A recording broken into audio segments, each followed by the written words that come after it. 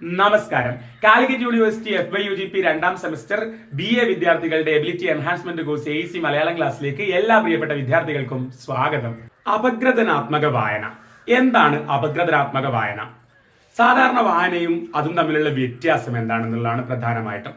നമ്മളിപ്പോൾ ഒരു കൃതി വായിക്കുകയാണ്, ഒരു നോവൽ വായിക്കുകയാണ്, എന്തോ ആവട്ടെ, ഒരു സാഹിത്യ സൃഷ്ടി വായിക്കുകയാണ്. അവൻ ജസ്റ്റ് വായിച്ചു പോവുകയാണ്, ആസ്വദിച്ചു പോവുകയാണ്, അതിന്റെ ഉപരിതലത്തിലൂടെ മാത്രം കടന്നു പോവുകയാണ്. അതല്ല ആക്ച്വലി അപഗ്രഥനാത്മക വായന.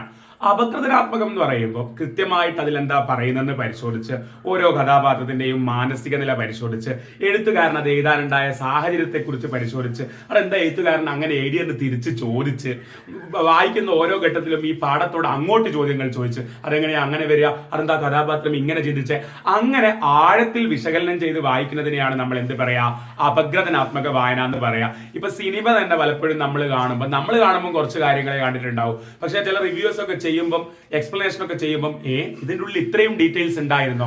അപ്പൊ അവര് നടത്തുന്നതാണ് അപഗ്രഥനാത്മക സിനിമ കാണൽ. ഓക്കെ, സിനിമയെ കൃത്യമായിട്ട് കണ്ടിട്ട് അനലൈസ് ചെയ്തു, അതേപോലെ കൃത്യമായിട്ട് പുസ്തകം വായിച്ചിട്ട് ഓരോ വരിക്കുള്ളിലും പറയുന്ന കാര്യങ്ങളൊക്കെ മനസ്സിലാക്കി വായിക്കുന്നതിനെയാണ് നമ്മൾ അപഗ്രഥനാത്മക വായന എന്ന് പറയുന്നത്. ആക്ച്വലി ആ കൃതിയെ അനലൈസ് ചെയ്യുക, വിശകലനം ചെയ്യുക. ഈ നിരൂപകന്മാരൊക്കെ നമുക്ക് തന്നെ പഠിക്കാനുള്ള സിലബസിൽ നിരൂപകന്മാര് ഓരോ കഥയൊക്കെ നിരൂപണം ചെയ്തത് കാണുമ്പോൾ നമ്മൾ മനസ്സിലാക്കില്ലേ, ഞങ്ങളും വായിച്ച കഥയാണ്, ഇതൊന്നും ഞങ്ങളുടെ മനസ്സിൽ വന്നിട്ടില്ലല്ലോ.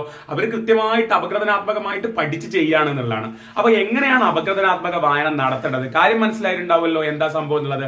ആഴത്തിൽ പഠിച്ച് ഡീറ്റെയിൽ ആയിട്ട് ഓരോ വരിക്കുള്ളിലൊക്കെ കയറി വായിക്കുന്ന പരിപാടിയാണ്. അപ്പൊ എന്താണെന്ന് ജസ്റ്റ് ഒന്ന് നോക്കാം. അപഗ്രഥനാത്മക വായന ഒരു പാഠത്തെ ചിട്ടയായി സമീപിച്ച് ആഴത്തിൽ മനസ്സിലാക്കാൻ ശ്രമിക്കുന്നതാണ് അപഗ്രഥനാത്മക വായന. ഞാൻ ഈ പറഞ്ഞതിന്റെ രത്ന ചുരുക്കാണത്. വായിച്ച് ആസ്വദിക്കുക എന്നതല്ല ഇവിടെ ലക്ഷ്യം. പാഠത്തിന്റെ ഉള്ളടക്കം, ഘടന, വാദഗതികൾ എന്നിവയുമായി വായനക്കാരൻ അല്ലെങ്കിൽ വായനക്കാരി വിമർശനാത്മകമായി ഇടപെടുന്നു എന്നതാണ് അപഗ്രഥനാത്മക വായനയുടെ സവിശേഷത. മനസ്സിലായോ?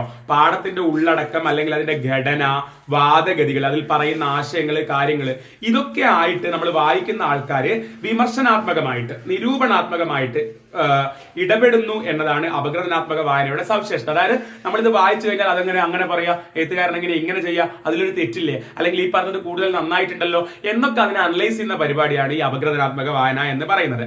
അപ്പൊ അപഗ്രഥനാത്മക വായനയിലെ ചില ഘട്ടങ്ങളാണ് ഈ പറയാൻ പോകുന്നത്.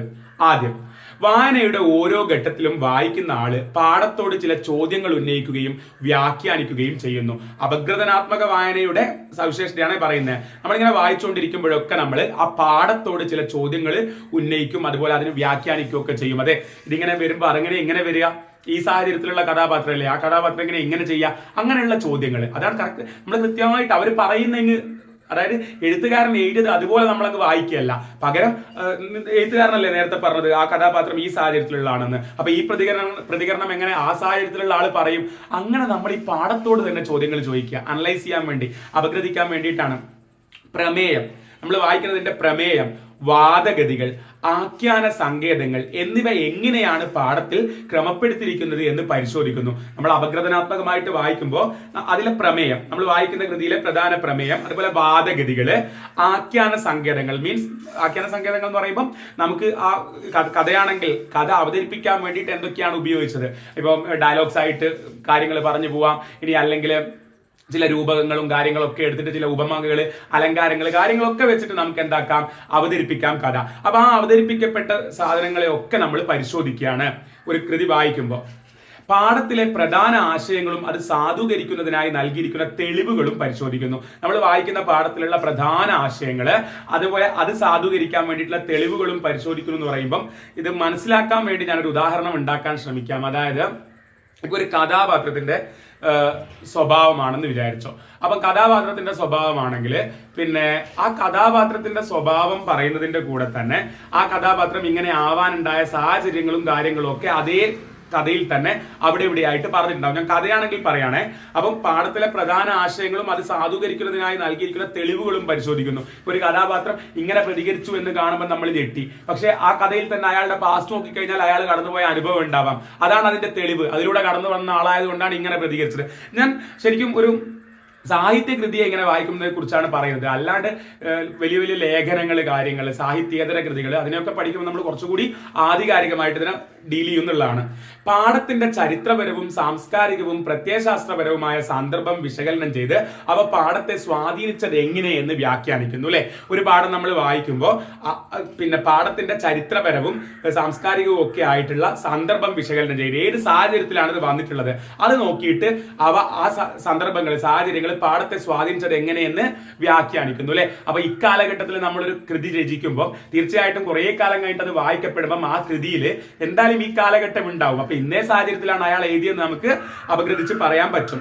വായിക്കുന്ന പാഠത്തെ സമാന പാഠങ്ങളുമായി താരതമ്യം ചെയ്ത് സാദൃശ്യ വൈരാത്യങ്ങൾ കണ്ടെത്തുന്നു. ഇതുവഴി പാഠാന്തര ബന്ധം കണ്ടെത്താൻ ശ്രമിക്കുന്നു. അപ്പൊ അപഗ്രഥനാത്മക വായനയിൽ നമ്മൾ ചെയ്യുന്ന മറ്റൊരു പരിപാടിയാണ് നമ്മൾ വായിക്കുന്ന പാഠത്തെ സമാന പാഠങ്ങളുമായി താരതമ്യം ചെയ്യുക. എന്ന് വെച്ചാൽ ഒരു കവിത ഞാൻ വായിക്കുമ്പോൾ ഇതുപോലത്തെ ആശയം ഞാൻ വേറൊരു കവിതയിൽ വായിച്ചിട്ടുണ്ടല്ലോ, എന്നിട്ട് ഈ കവിതയും അക്കവിതയും തമ്മിൽ കമ്പയർ ചെയ്തിട്ട് സാജാത്യ വൈജാത്യങ്ങൾ എന്തൊക്കെ സിമിലാരിറ്റീസ് ഉണ്ട്, എന്തൊക്കെ ഡിഫറൻസസ് ഇത് തമ്മിൽ ഉണ്ട് എന്ന് നമ്മൾ കണ്ടെത്തും. ഇതുവഴി പാഠാന്തര ബന്ധം കണ്ടെത്താൻ ശ്രമിക്കുന്നു. ഈ വായിക്കുന്ന കൃതിക്കും അപ്പുറത്തേക്ക് നമ്മൾ ഈ കൃതിയെ പഠിക്കാൻ ശ്രമിക്കുന്നു എന്നുള്ളതാണ്. പാഠാന്തര ബന്ധം നമ്മൾ കണ്ടെത്താൻ ശ്രമിക്കുന്നു എന്നുള്ളതാണ്. മനസ്സിലാവുന്നുണ്ടോ? ഇനി എഴുത്തുകാരന്റെ അല്ലെങ്കിൽ എഴുത്തുകാരിയുടെ പക്ഷപാതിത്വങ്ങൾ, വാദങ്ങളുടെ സാധ്യത എന്നിവയെ വിമർശനാത്മകമായി വിലയിരുത്തുന്നു. അതായത് ഇപ്പോൾ എഴുത്തുകാരി അതിൽ പല കാര്യങ്ങളും പറയുമ്പോൾ അവരുടെ പക്ഷപാതിത്വം ഏതെങ്കിലും ഒരു പക്ഷത്തേക്ക് ചേർന്നിട്ടാണോ അവർ സംസാരിക്കുന്നത്. പലപ്പോഴും ചില എന്താ പറയാ ഫെമിനിസ്റ്റ് കൃതികളൊക്കെ വായിക്കുന്ന സമയത്ത് എനിക്ക് ചിലപ്പോഴെങ്കിലും ഫീൽ ചെയ്തിട്ടുണ്ട്, ഫെമിനിസം ഒക്കെ നമ്മുടെ നാടിന്റെ അനിവാര്യതയാകുമ്പോൾ തന്നെ പലപ്പോഴും വല്ലാത്തൊരു പുരുഷ വിരുദ്ധതയൊക്കെ എഴുത്തിൽ വന്നുകൂടുന്നു. അത് അവരുടെ തന്നെ ആ എഴുത്തുകാരിയുടെ അല്ലെങ്കിൽ അവരുടെ പേഴ്സണൽ ഒപ്പീനിയൻ ആയിരിക്കാം. അവർക്ക് ഒരുപക്ഷെ പുരുഷന്മാരിൽ നിന്ന് കിട്ടിയ അനുഭവം അതുകൊണ്ടായിരിക്കും അദ്ദേഹം അങ്ങനെ എല്ലാ പുരുഷന്മാരെയും വിമർശിച്ചുകൊണ്ട് എഴുതുന്നതെന്നൊക്കെ പലപ്പോഴും എനിക്ക് തോന്നിയിട്ടുണ്ട്. അപ്പം എഴുത്തുകാരന്റെ അല്ലെങ്കിൽ എഴുത്തുകാരുടെ പക്ഷപാതിത്വങ്ങള്, വാദങ്ങളുടെ സാധ്യത എന്നിവയെ വിമർശനാത്മകമായി വിലയിരുത്തുന്നു. മനസ്സിലായല്ലോ? എനിക്കത് പെട്ടെന്ന് കാണുമ്പോൾ ഓർമ്മ വരുന്നത് ഫെമിനിസം തന്നെയാണ്, ഫെമിനിസ്റ്റിക് അപ്രോച്ച് പറയുമ്പോൾ പല എഴുത്തുകാരും സ്യൂഡോ ഫെമിനിസം അപ്ലൈ ചെയ്യുന്നത് കാണാം. അവർ പറയുന്നത് ഫെമിനിസം ആണ്, പക്ഷെ അതിൽ ഫെമിനിസത്തെ എവിടെയും കാണാൻ പറ്റാറില്ല. പിന്നെ അതായത് അവരുടെ ഉള്ള ഫ്രസ്ട്രേഷൻ മാത്രം ഫെമിനിസം എന്നും പറഞ്ഞ് എഴുതി വിടുന്ന കേസ് കാണാം. പക്ഷെ നല്ല ഫെമിനിസ്റ്റ് കൃതികൾ ഉണ്ട് കേട്ടോ. ഇപ്പം എന്താ പറയാ, സ്ത്രീകളുടെ കഥ നല്ല വൃത്തിക്ക് ആവിഷ്കരിക്കുന്ന രാജശ്രീയുടെ കൃതിയൊക്കെ എടുത്ത് വായിച്ചു നോക്കണം. അതൊക്കെ പെർഫെക്റ്റ് സാധനങ്ങളാണ്. ഞാൻ പറയുന്നത് അതല്ലാണ്ട് ചിലർ കാട്ടിക്കൂട്ടാൻ വേണ്ടി പലതും ചെയ്യുന്നത് കാണാം. അത് എന്റെ അഭിപ്രായമാണ്, കാട്ടിക്കൂട്ടാൻ വേണ്ടി എന്നുള്ളത്. അതാ ഞാൻ പറഞ്ഞത്, ആ അപഗ്രഥനാത്മക വായനയിൽ നിന്നാണ് എനിക്ക് അങ്ങനെ ഒരു അഭിപ്രായം രൂപപ്പെടുന്നത്. ഇതൊരുമാതിരി കാട്ടിക്കൂട്ടാൻ ചെയ്തതുപോലെ ഉണ്ടല്ലോ. അതേപോലെ ഈ ചേതൻ ഭഗത്തിന്റെ ഇംഗ്ലീഷ് കൃതികളൊക്കെ വായിക്കുന്ന സമയത്ത് ഞാൻ വിചാരിക്കും എന്തൊരു ജബർ സാധനമായത്. പേഴ്സണൽ അഭിപ്രായം മാത്രം കേട്ടോ, അദ്ദേഹം ഫേവറേറ്റ് ആയിട്ടുള്ള ആൾക്കാരുണ്ടാവും. എനിക്കങ്ങനെ തോന്നാറുണ്ട്. കുറെ വലിച്ചു നീട്ടി പിന്നെ പല വലിയ ഇഷ്യൂസും പിന്നെ ചർച്ച ചെയ്തിരിക്കുന്നത് പറയാൻ വേണ്ടി മാത്രം ഈ ഒന്നുമില്ലാത്ത കഥയിൽ അവരൊക്കെ തിരികെ കയറ്റുന്നതായിട്ട് എനിക്ക് തോന്നിയിട്ടുണ്ട്. പേഴ്സണൽ ഒപ്പീനിയൻ മാത്രം കേട്ടോ. തീർച്ചയായിട്ടും അദ്ദേഹത്തെ ഞാൻ ബഹുമാനിക്കുന്നു, അദ്ദേഹത്തിന്റെ എഴുത്തിനെ ഞാൻ ബഹുമാനിക്കുന്നു. പക്ഷെ ആ എഴുത്ത് എന്തുകൊണ്ടോ എനിക്ക് ഇഷ്ടമില്ല. അപ്പം ഞാൻ പറയാണ്, അതൊക്കെ നമുക്ക് അപഗ്രഥനാത്മകമായിട്ട് വായിക്കുമ്പോഴാണ് നമുക്ക് മനസ്സിലാവുന്നത്. പാഠത്തിലെ പ്രധാന ഭാഗങ്ങൾ അടയാളപ്പെടുത്തുകയോ സംഗ്രഹിച്ചെഴുതുകയോ ചെയ്യുന്നു. അപ്പൊ നമ്മൾ അപഗ്രഥനാത്മകമായി വായിക്കുമ്പോൾ അനലൈസ് ചെയ്യാൻ വേണ്ടിയിട്ട് പ്രധാന ഭാഗങ്ങളെ അടയാളപ്പെടുത്തുകയോ അല്ലെങ്കിൽ സംഗ്രഹിച്ച് ചുരുക്കി എഴുതുകയോ ചെയ്യുന്നു. വായനക്കിടയിൽ മനസ്സിൽ ഉയർന്നു വരുന്ന ചോദ്യങ്ങളും ചിന്തകളും നമ്മൾ എഴുതി വെക്കും. അനലൈസ് ചെയ്യാൻ വേണ്ടിയിട്ടാണ്. പാഠത്തിൽ എഴുത്തുകാരി അല്ലെങ്കിൽ എഴുത്തുകാരൻ പങ്കുവെക്കുന്ന കാഴ്ചപ്പാടിനെ വിമർശനാത്മകമായി അപഗ്രഥിക്കുന്നു. ഞാൻ നേരത്തെ ചെയ്തത് തന്നെ, അതായത് ഞാൻ പറഞ്ഞല്ലോ, ഞാൻ എന്റെ മനസ്സിൽ വന്ന ഒരു ഉദാഹരണം പറയുകയാണ്. ഇപ്പം ഫെമിനിസം പറയുമ്പോൾ നല്ല ഫെമിനിസ്റ്റ് എഴുത്തുകളുണ്ട്, പക്ഷെ ചിലരെന്തെങ്കിലുമൊക്കെ എഴുതി കൂട്ടുമ്പോൾ ഞാൻ വിചാരിക്കും എന്തുവാ ഇവർ ഈ പറയുന്നത് എന്നുള്ളത്. അതാണ് പാഠത്തിൽ എഴുത്തുകാരൻ അല്ലെങ്കിൽ എഴുത്തുകാരി പങ്കുവെക്കുന്ന കാഴ്ചപ്പാടിനെ വിമർശനാത്മകമായി അപഗ്രഥിക്കുന്നു. പലപ്പോഴും പലരും എഴുതുമ്പോൾ പലരും സംസാരിക്കുമ്പോൾ അവരുടെ ലോകവീക്ഷണം അവരനുഭവിച്ച ജീവിതത്തിൽ നിന്നാണല്ലോ അവരുടെ ലോകവീക്ഷണം രൂപപ്പെടുന്നത്. അപ്പൊ അവർക്ക് പല പുരുഷന്മാരിൽ നിന്നും മോശാനുഭവം ഉണ്ടായി എന്ന് വിചാരിച്ചിട്ട് എല്ലാ പുരുഷന്മാരെയും താഴ്ത്തിക്കിട്ടുന്ന രീതിയിൽ എഴുതുന്നത് കാണാറുണ്ട്. അതിനെ സപ്പോർട്ട് ചെയ്യാൻ എനിക്ക് പറ്റാറില്ല. അതേസമയം ഒന്നൊന്നര നല്ല ഫെമിനിസ്റ്റ് രചനകളുണ്ട്. അതിനെ ഞാൻ എല്ലാ അർത്ഥത്തിലും അംഗീകരിക്കുകയും ആദരിക്കുകയും ചെയ്യുന്നു. ഓക്കെ, ഇതൊക്കെ തന്നെയാണ് ഈ അപഗ്രഥനാത്മകം എന്ന് പറയുന്നത്. നമുക്ക് എഴുത്തുകാരിയോട് അല്ലെങ്കിൽ പാഠത്തോട് സംവദിക്കാൻ പറ്റണം. നമ്മൾ അങ്ങോട്ടും ഇങ്ങോട്ടും സംസാരിക്കണം, ആ അക്ഷരങ്ങളോട് സംസാരിക്കണം. അപ്പൊ നമ്മളിൽ കൂടുതൽ ആശയങ്ങൾ രൂപപ്പെടും എന്നുള്ളതാണ്. പാഠത്തിന്റെ നിർമ്മാണത്തിന് ഉപയോഗിച്ച ഭാഷ, ശൈലി എന്നിവയെ വ്യാഖ്യാനിക്കുന്നു. അർത്ഥ ഉൽപാദനത്തിന്, അർത്ഥമുണ്ടാക്കാൻ വേണ്ടിയിട്ട് അവ എത്രമാത്രം പ്രാപ്തമാണെന്ന് പരിശോധിക്കുന്നു.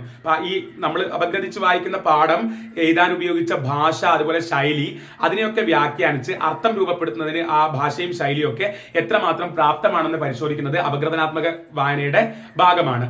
പാഠ അപഗ്രഥനത്തിന് സാഹിത്യമോ തത്വചിന്താപരമോ ആയ സിദ്ധാന്തങ്ങളുടെ പിന്തുണ നേടുന്നു. ഞാൻ വായിച്ചൊരു കൃതി എനിക്ക് പഠിക്കാൻ വേണ്ടി അപഗ്രഥിക്കാൻ വേണ്ടിയിട്ട് ഞാൻ സാഹിത്യപരമായിട്ടുള്ളതോ തത്വചിന്താപരമായോ കുറച്ച് ഫിലോസഫിക്കലോ ആയിട്ടുള്ള സിദ്ധാന്തങ്ങളുടെ പിന്തുണ തേടുന്നു. അതൊക്കെ പലരും മലയാളത്തിൽ ചെയ്തിട്ടുള്ളതാണ്. സിഗ്മണ്ട് ഫ്രോയിഡിന്റെ ഒക്കെ തിയറി വെച്ചിട്ട് സൈക്കോ അനാലിസിസ് ഒക്കെ വെച്ചിട്ട് പല കൃതികളെയും പഠിക്കുന്ന പരിപാടിയൊക്കെ ഒരുപാട് വിമർശകരൊക്കെ ചെയ്തിട്ടുള്ളതാണ്. ഓക്കെ, ഇതൊക്കെയാണ് അപഗ്രഥനാത്മക വായനയെക്കുറിച്ച് ബേസിക് ആയിട്ട് പറയാനുള്ളത്. അപ്പൊ നമുക്ക് പഠിക്കാനുള്ള ഫസ്റ്റ് മൊഡ്യൂളിൽ നിന്ന് ഇതിന് ലേഖനങ്ങളെയൊക്കെ നിങ്ങൾ അപഗ്രഥനാത്മകമായ രീതിയിൽ തന്നെ വായിക്കാൻ വേണ്ടി ശ്രമിക്കുക എന്ന് ഞാൻ പറയാണ്. അപ്പോൾ ഇത്രയേ ഉള്ളൂ. നോട്ട്സ് ഒക്കെ വേണമെങ്കിൽ താഴെ കമന്റ് ബോക്സിൽ പിൻ ചെയ്ത് വെച്ചിരിക്കുന്ന ലിങ്കിലൂടെ ഗ്രൂപ്പിലേക്ക് കയറിക്കോളൂ. നോട്ട്സ് ഒക്കെ അയച്ചു തരാം. അപ്പോൾ അടുത്ത ക്ലാസ്സിൽ നമുക്ക് വീണ്ടും കാണാം. താങ്ക്